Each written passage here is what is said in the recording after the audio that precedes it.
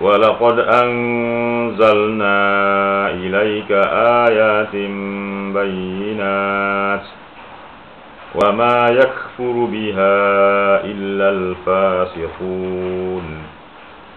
Dan sesungguhnya kami telah menurunkan kepadamu, wahai Muhammad, ayat-ayat keterangan yang jelas nyata, yakni Al-Quran, dan tidak ada yang akan mengingkarinya melainkan orang-orang yang fasik.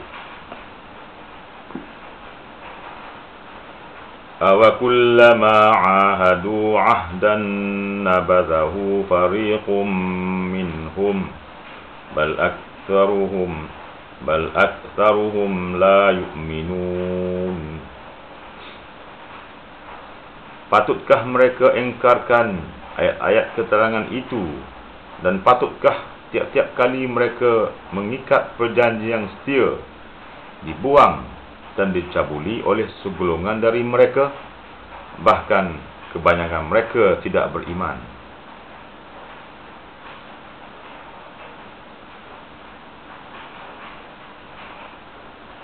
وَلَمَّا جَاءَهُمْ رَسُولٌ مِّنْ عِندِ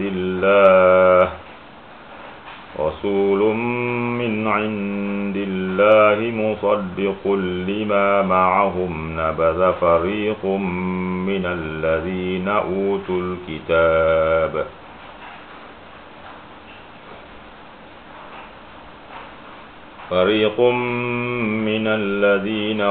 الْكِتَابَ كِتَابَ اللَّهِ وَرَاءَ ظُهُورِهِمْ كَأَنَّهُمْ لَا يَعْلَمُونَ.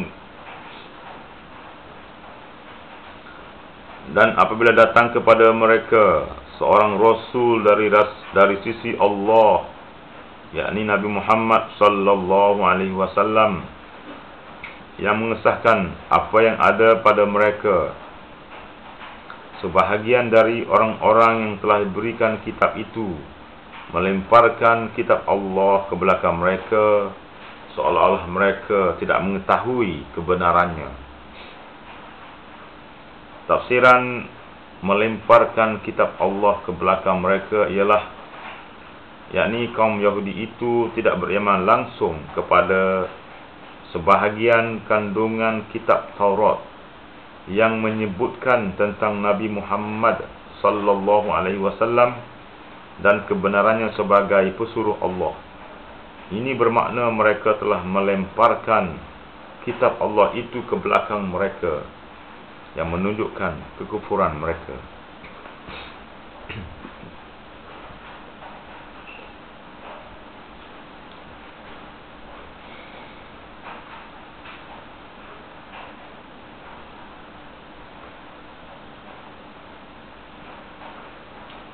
وَاتَّبَعُوا مَا تَتْلُو الشَّيَاطِينُ عَلَى مُلْكِ سُلَيْمَانَ وَمَا كَفَرَ سُلَيْمَانُ وَلَكِنَّ الشَّيَاطِينَ كَفَرُوا يُعَلِّمُونَ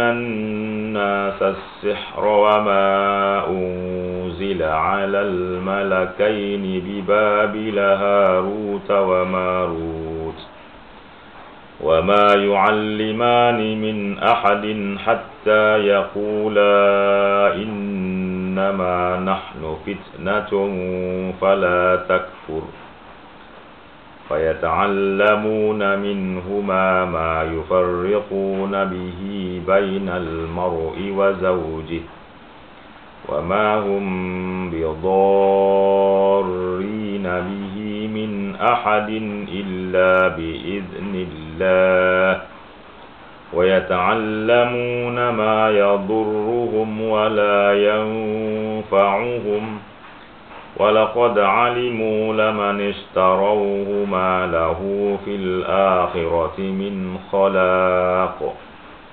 وَلَبِئْسَ مَا شَرَوْا بِهِ أَنفُسَهُمْ لَوْ كَانُوا يَعْلَمُونَ.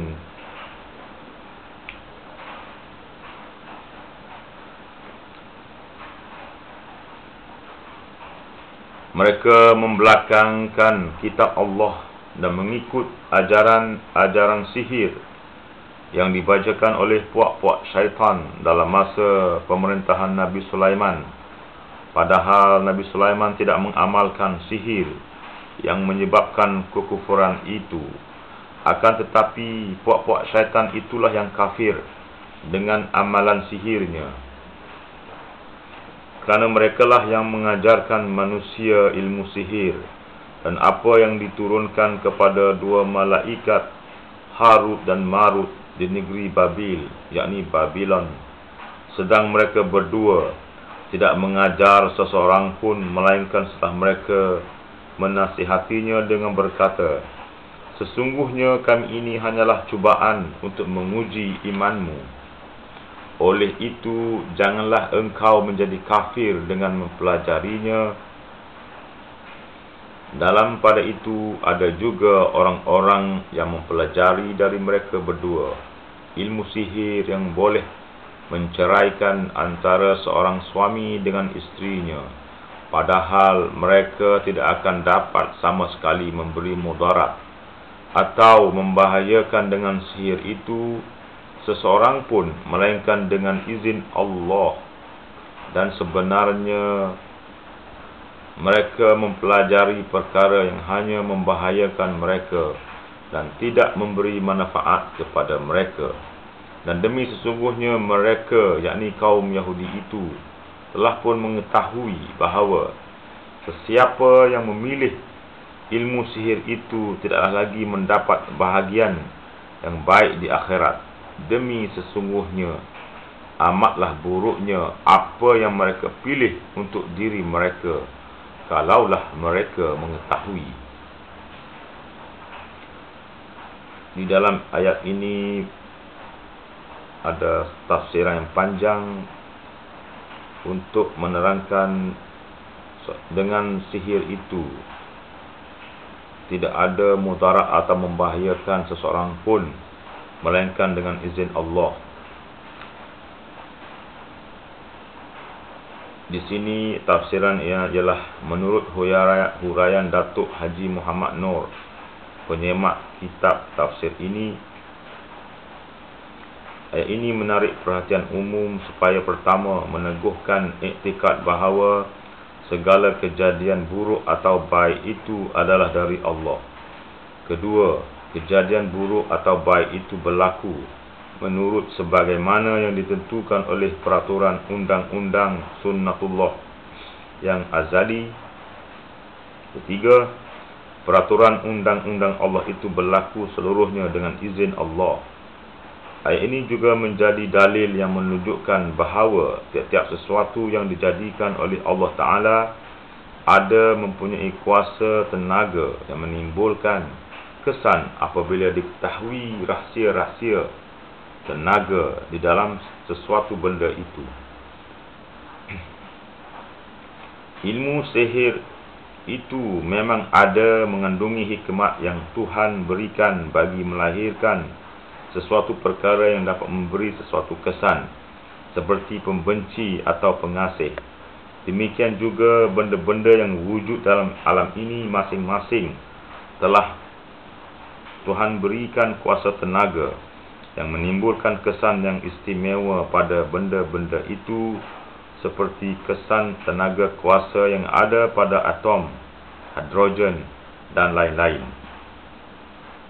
Tenaga kuasa tersebut akan dapat menimbulkan sesuatu kejadian kalau sekiranya dapat diketahui rahsia kejadiannya serta cara-cara peraturannya yang telah ditentukan oleh Tuhan. Misalnya, dari kemajuan pengetahuan sains, orang dapat mengetahui hidrogen dan oksigen apabila dicampurkan akan melahirkan benda yang lain, iaitu air. Demikian juga bahan-bahan kimia yang lain. Benda-benda itu masing-masing mempunyai keistimewaan tenaga kuasa yang tertentu yang sedia menimbulkan kesan apabila diketahui rahsia dan peraturannya yang telah ditentukan oleh Allah semenjak azali lagi. Demikianlah Tuhan jadikan segala sesuatu yang ada itu mengandungi hikmat dan kegunaannya masing-masing bagi faedah umat manusia.